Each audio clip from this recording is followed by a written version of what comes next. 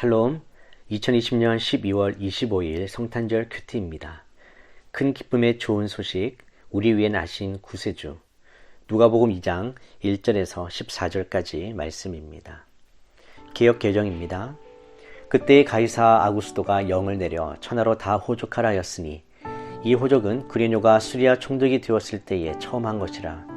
모든 사람이 호족하러 각각 고향으로 돌아가매 요셉도 다윗의 집 족속이므로 갈릴리 나사렛 동네에서 유대를 향하여 베들레헴이라 하는 다윗의 동네로 그 약혼한 마리아와 함께 호적하러 올라가니 마리아가 이미 잉태하였더라. 거기 있을 그때에 해산할 날이 차서 첫 아들을 낳아 강보로 싸서 구유에 누였으니 이는 여관이 있을 곳이 없음이로라. 그 지역에 목자들이 밤에 밖에서 자기 양떼를 지키더니 주의 사자가 곁에 서고 주의 영광이 그들을 두루 비침에 크게 무서워하는지라. 천사가 이르되 무서워하지 말라. 보라, 내가 온 백성에게 미칠 큰 기쁨의 좋은 소식을 너희에게 전하노라. 오늘 다윗의 동네에 너희를 위하여 구주가 나셨으니 곧 그리스도 주시니라. 너희가 가서 강보에 쌓여 구유에 누여있는 아기를 보리니 이것이 너희에게 표적이니라 하더니 호련히 수많은 천군이 그 천사들과 함께 하나님을 찬송하여 이르되 지극히 높은 곳에서는 하나님께 영광이요 땅에서는 하나님이 기뻐하실 사람들 중에 평화로다 하니라. 우리말 성경입니다. 그 무렵 아우구스투스 황제가 칙령을 내려 전 로마 통치 지역은 호적 등록을 하게 됐습니다. 이것은 그리뇨가 시리아의 총독으로 있을 때 실시된 첫 번째 호적 등록이었습니다. 그래서 모든 사람은 호적을 등록하기 위해 각각 자기 고향으로 갔습니다. 요셉도 갈릴리 나사렛 마을을 떠나 다윗의 마을인 유대 땅 베들레헴으로 올라갔습니다. 요셉은 다윗 가문의 직계 혈통이었기 때문입니다. 그는 약혼한 마리아와 함께 호적을 등록하러 그곳에 갔습니다. 그때 마리아는 임신 중이었습니다. 그들이 그곳에 머무르는 동안 해산할 때가 돼 마리아는 첫 아들을 낳고는 아기를 천으로 싸서 구유에 눕혔습니다. 여관에는 그들이 들어갈 빈방이 없었기 때문입니다.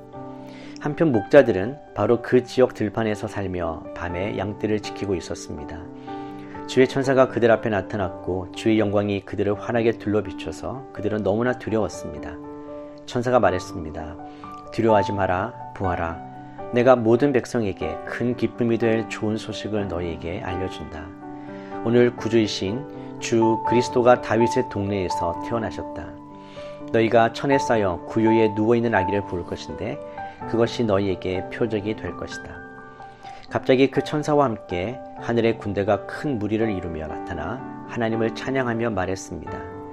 지극히 높은 곳에서는 하나님께 영광이요 땅에서는 하나님의 은총을 입는 사람들에게 평화로다. 메시지 성경입니다. 그 무렵 아우구스투스 황제가 명령을 내려 제국 전역에 인구조사를 실시하도록 했다. 이것은 그리뇨가 시리아 총독일 때 실시한 첫 인구조사였다. 모든 사람이 자기 조상의 고향으로 가서 조사를 받아야 했다. 요셉도 인구조사를 받으러 갈릴리 나사렛 마을에서 다윗의 동네인 유대 베들레헴으로 올라갔다. 그는 다윗의 자손이었으므로 그곳으로 가야 했다. 요셉은 약혼녀 마리아와 함께 갔는데 그녀는 임신 중이었다. 그들이 거기 머무는 동안 출산할 때가 되었다. 마리아는 첫 아들을 낳았다. 여관에 방이 없어서 그녀는 아기를 포대기에 싸서 구유에 누웠다. 근처 들에서 목자들이 밤을 새며 양떼를 지키고 있었다. 그때 갑자기 하나님의 천사가 그들 가운데 서고 하나님의 영광이 그들 주위를 두루 비추었다. 목자들은 두려워 떨었다. 천사가 말했다. 두려워 마라. 내가 여기 온 것은 온 세상 모든 사람을 위한 놀랍고 기쁜 사건을 알려주기 위해서다. 방금 다윗의 동네에 구주가 나셨으니 그는 메시아여 주님이시다. 너희는 가서 포대기에 쌓여 구유에 누여있는 아기를 찾아라. 어느새 어마어마한 천사 합창대가 나타나서 그 천사와 더불어 하나님을 찬양했다. 높은 하늘에서는 하나님께 영광, 땅에서는 그분을 기쁘시게 하는 모든 사람에게 평화. 누가는 1절에서 아우구스투스 황제를 언급하고 있습니다. 그는 로마의 1인 독재 체제와 로마의 평화, 팍스 로마나 시대를 연 인물입니다. 그러나 이것은 어디까지나 로마 시민, 기득권자들의 평화일 뿐 식민지 백성은 로마의 평화를 위한 폭력과 착취, 엄청난 세금을 감당했어야 했습니다. 이런 가짜 평화의 시대에 예수님께서 오신 것입니다. 호구조사는 세금 징수와 병력 징집을 위해서 실시하는 것이었습니다. 많은 사람이 이동하고 몰리면서 숙박시설이 모자랐습니다. 고향을 떠났던 사람들이 한꺼번에 방문하는 바람에 묵을 장소가 부족해졌던 것입니다. 예수님의 탄생은 세례 요한의 출생과도 대비가 되는데 제사장 자손인 세례 요한은 수많은 사람의 축복 속에 태어나 할례를 받았지만 예수님은 권세자의 가짜 평화 아래에서 실로 머리 둘 곳 없는 모습으로 태어나셨습니다. 그러나 예수님의 탄생을 기뻐할 사람이 없었던 것은 아닙니다. 하나님은 천사를 보내 온 백성에게 미칠 큰 기쁨의 소식을 전하게 하셨습니다. 그런데 그런 소식이라면 상식적으로 높은 사람에게 전해지거나 많은 사람이 모인 곳에서 선포되어야 합니다. 그러나 예수님의 탄생 소식은 밤에 양떼를 지키는 목자들에게 먼저 임했습니다. 그들은 공동체의 종교 활동에 참여할 수 없는 비천한 사람들이었습니다. 그런데 그들에게 성탄의 소식이 전해졌고 그 자리에 참여하는 영광을 누리게 된 것입니다. 하나님의 나라의 복음은 이렇게 낮은 자들로부터 전파되기 시작합니다. 예수님은 가장 높으신 분이지만 가장 낮은 곳에 오셨고 가장 낮은 자들과 그 기쁨을 함께 나누시기를 기뻐하셨습니다.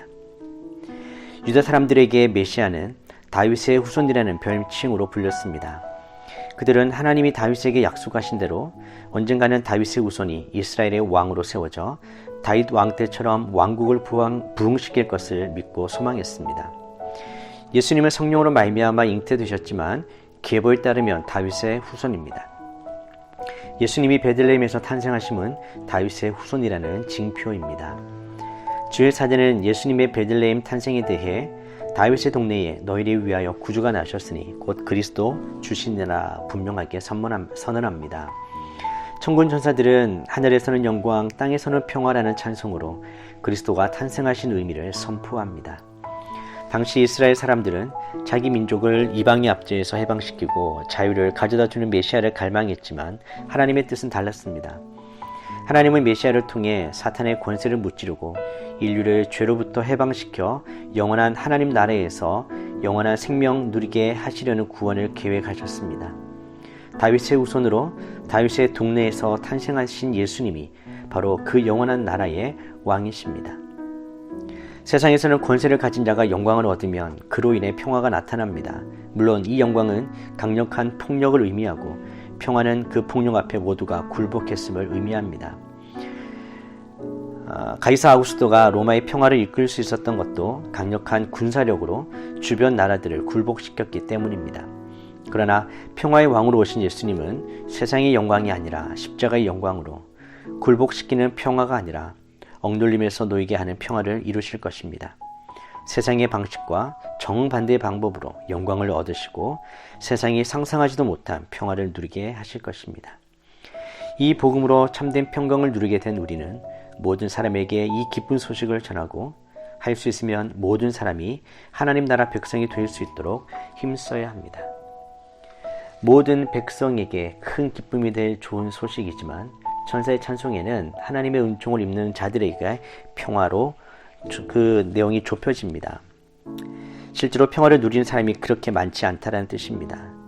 천국은 마음이 가난한 사람들에게 허락된 곳이기 때문입니다.